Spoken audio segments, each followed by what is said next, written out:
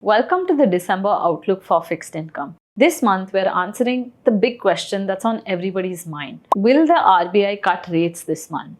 Now, when we think about the RBI's decisions, a few things are going to flow into their framework for decision making.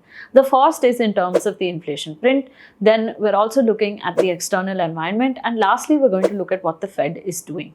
So starting with the inflation print, October inflation data came in at 0.25%, which was near zero. And when you deep dive into what's going on in the inflation number, you realize that a big contributor to the low inflation component is actually food prices, which were elevated in 2024 and are depressed in 2025. And given the way you've had monsoon, sowing, etc. go on, you are expecting food prices to be more stable going forward. So food is not going to be a major contributor to inflation.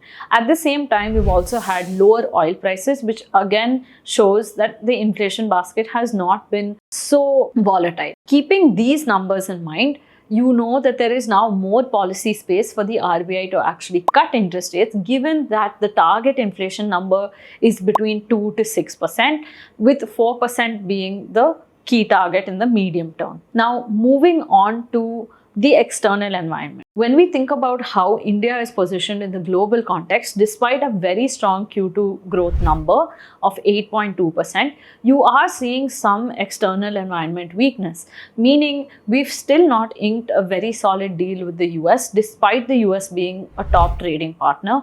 You're also looking at US economic data, which shows some level of weakness in the US economy.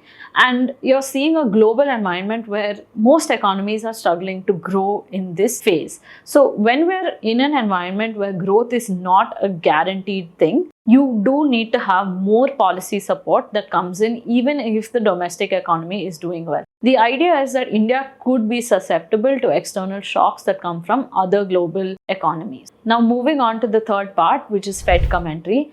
What we need to understand here is that the Fed has been fairly divided in terms of what the interest rate trajectory for December looks like.